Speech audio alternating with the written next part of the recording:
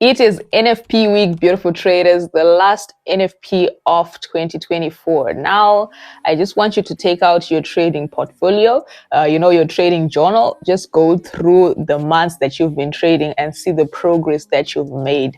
Now, listen, this is what is so important. If you're a trader and you cannot actually take out a trading portfolio to look at that you've covered over the whole time you've been trading, or, the number of years, or, the number of months, depending on when you started, then you still have a lot to actually work on. And trading comes with a lot more than just looking at candlesticks, looking at trend lines, and just buying and selling.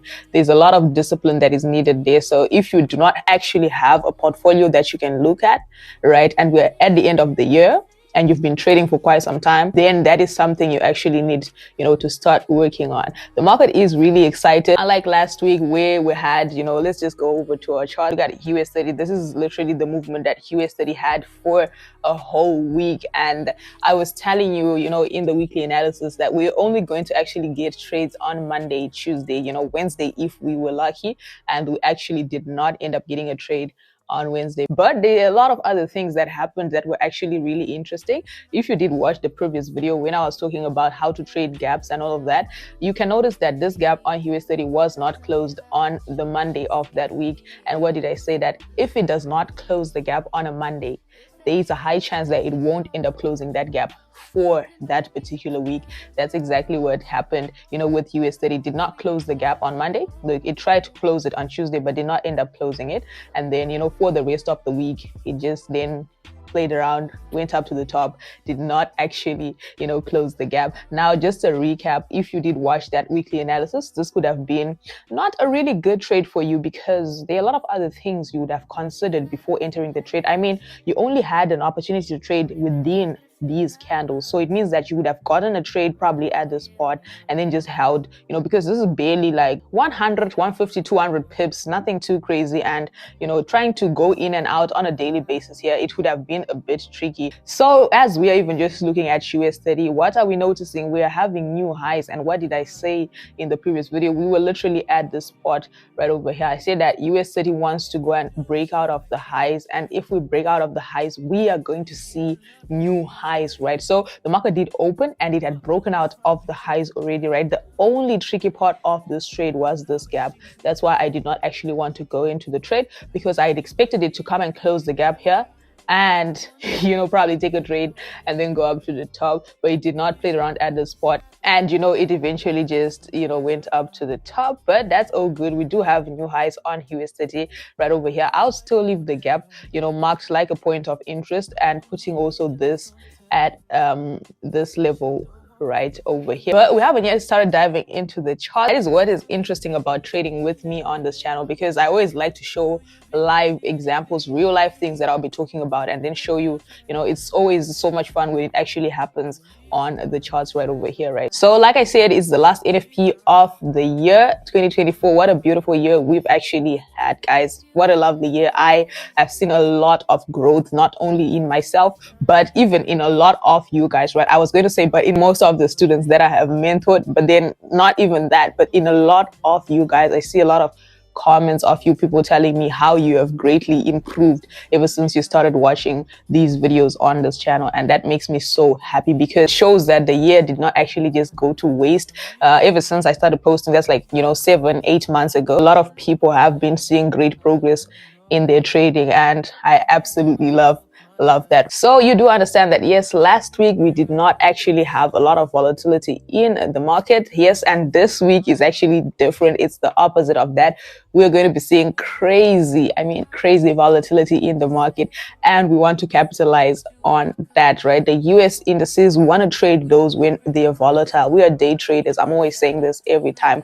We want to go into the market and exit, look for another opportunity for tomorrow, and still do the exact same thing. So unlike swing traders that can just enter a trade at this specific point, hold it for the whole week, and then eventually take profits probably after even 2 weeks, we want to take profits each and every single day. So the weeks that look like these ones are actually really exciting for me to trade. So you know what tool we actually need for that. That is our investing.com tool. But before we do all of that good stuff, if you're new to the channel, welcome. We trade the Nasdaq over here. If you're returning, welcome back here. You know what's up. Don't forget, hit that like button, turn on your post notifications, and subscribe to the channel. Now, right onto these charts. Oh, before I forget, actually, what I'm gonna do, I still have to fund 3 accounts. Right, 5 accounts. I'm not so sure. I will check. I still have to find accounts for the giveaway. So as the video progresses, just look out for your name anyway on the screen. It will just drop out for those people that are going to get funded. The mentorship people have already claimed their prices. The inner circle people have claimed their prices on the comment section of the previous video, and the funded accounts will just find their names in one anyway on the chart throughout the video. Just stay tuned. Now looking at our investing.com right over here, look at how we have news Monday, Tuesday, Wednesday. Ooh, Wednesday is loaded. We have Mr. Powell speaking on Wednesday almost at 10 o'clock.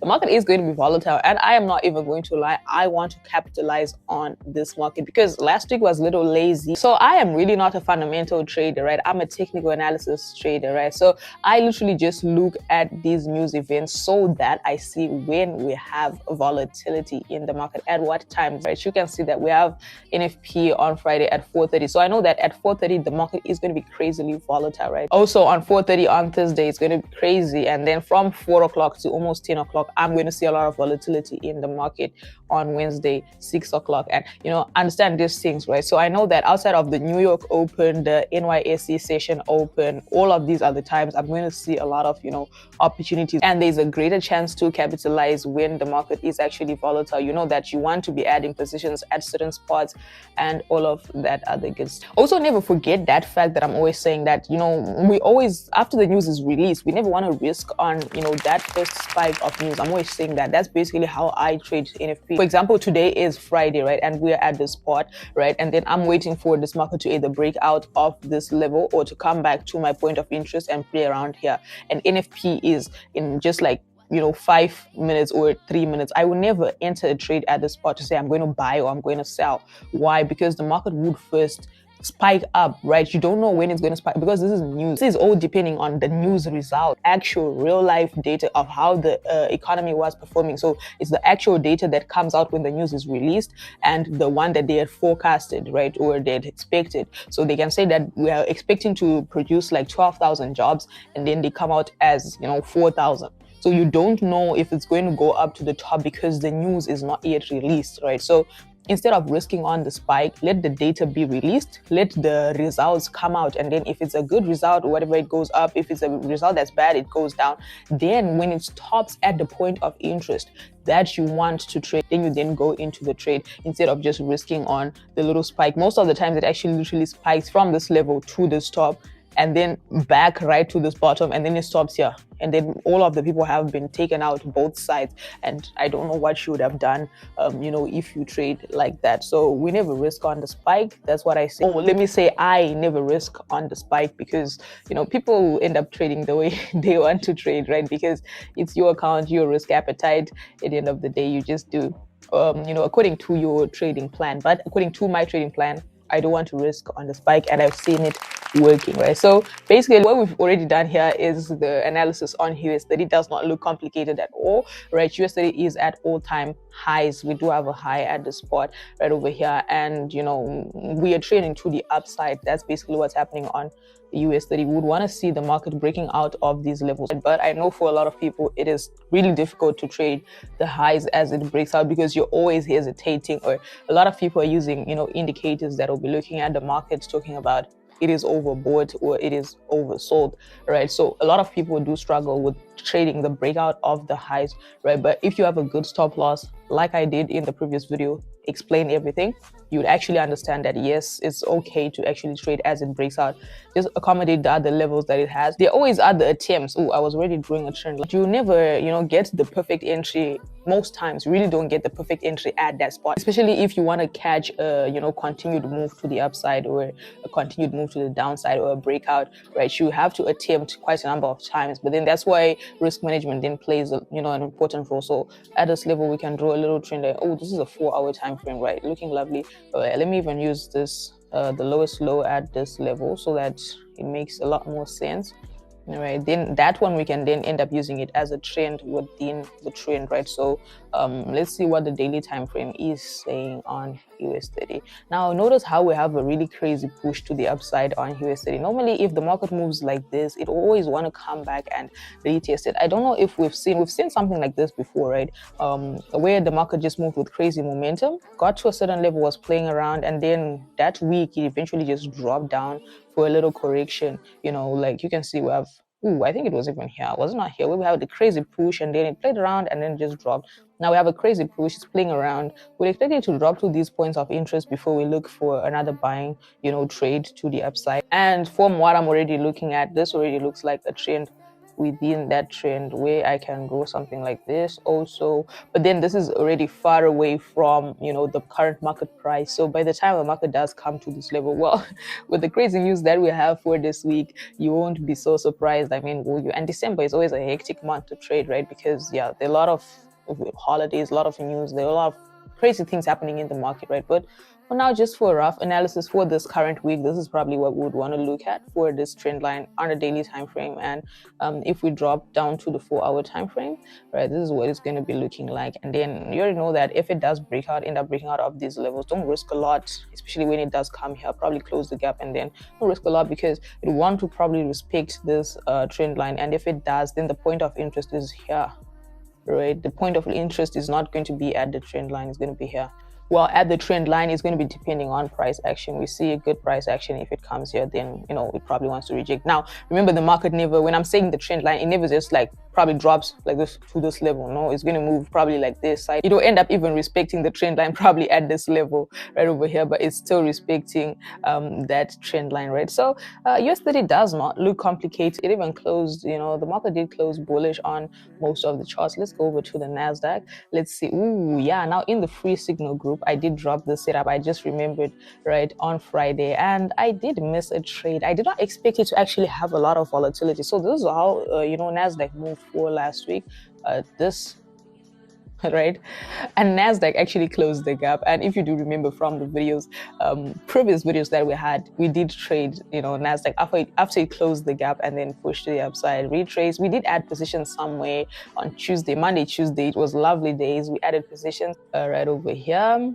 This is basically the inner circle for us from Monday, right? You see, it's Monday, let's make some money. Buy the Nasdaq right after it had closed the gap. TP1 was smashed. The market closed before we took out our trades at TP1. Well, that was for me. I don't know about the other members in the group. They would have probably taken out, but for me, I had not yet taken out my trades, and I wasn't looking at the market, right? So we held overnight, and then it did play out quite well overnight, and then we had 80 pips. We closed some of the trades with 80 pips, because we did have 80 pips. I mean, that's a lot. You see, it closed the gap, closed the gap, capitalized after the close of the gap, and then we added positions. You see that day.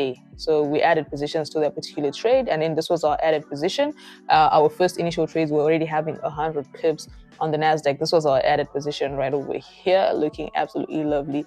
50 pips on the added positions. I remember I was trading this account right over here, where we had these were initial trades, 150 pips, and then 70 pips on the added trades. Yeah, that was basically it. And then that's all we had on Nasdaq in the holiday for the rest of these 2 days, which now brings us to this, what we're looking at over here. So sometimes it really takes a lot of discipline to tell yourself that, yes, according to my trading plan, if it's a holiday, we don't trade. If there's no setup, we don't trade. You won't see me starting to add there are a lot of things that I would have traded here during that week, but then just because I'm not familiar with all of these other things, yes, there are still charts, I could attempt to trade them, but it's not what's on my trading plan. It's not what I want to put in my account, what I want to place on my portfolio, right? So instead of wasting, risking my capital, then I'll just relax it back. And look at it, it's already Monday. Tomorrow, the market is going to be open again. We're going to have a lot of volatility again. We're going to have a lot of new opportunities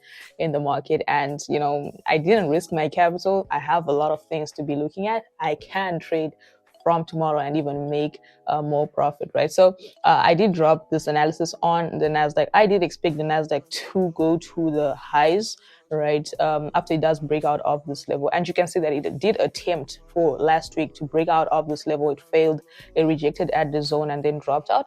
It attempted for the second time. It could not, literally rejected, and right now is currently attempting to break out of this level, right? So simultaneously it was actually trying to break out of these levels also on this little trend line. And this right over here is a point of interest. There's a lot of noise going on in the market at this level. I only want to see Nasdaq breaking out of the zone, right, and then just going up to the highs. I don't want to even see it coming to these levels again, because the moment it does come out, look at it. If it does come to this level, there's a high chance that it's actually going to end up breaking out, right? So I don't even want to see Nasdaq doing that. If it does, I'm going to relax, sit back. So these are the highs that we're anticipating. If it does break out of these levels, then before we want to trade the highs, we want to see it breaking out of the last one that we're having right over there. And if it does come to these zones, look at how many touches we would now be having on the Nasdaq if it does come out of this level. And if you keep hitting on a certain thing, it becomes weaker and weaker. And look at how many times it's been hitting on it. Yeah, even though it's on the 4-hour time frame, it will look like a weak zone, right? So we would look to make a reanalysis before we end up taking a trade if it does go back to those levels. We do have a little trend line. So what we're trading right now is a trend within the overall trend, which is this one right over here. If it does break out of this level, then we know that it is coming to these zones, just like US30. It's basically one and the same thing. That's probably what we'll be looking at also on the Nasdaq. But I am still in favor of the bullish momentum, but I don't want to see it coming to these levels. It will come to these levels. If it does, then instead of just dropping straight down, remember the market doesn't just drop straight down. You'll probably want to play around and form a little range again, right? Giving us a whole different scenario here. We'll sit back and reanalyze. But for now, this is exactly what we're just looking at. Want to break out of this level and, continued push to the upside so that we can, capitalize on Nasdaq. Today, I won't be doing an analysis on gold because I don't want to make the video too long. But if you did enjoy this video, don't forget to hit that like button, turn on your post notifications, and subscribe to the channel. You follow me with that. It's been Tino, and I'll see you in the next lit video. Peace.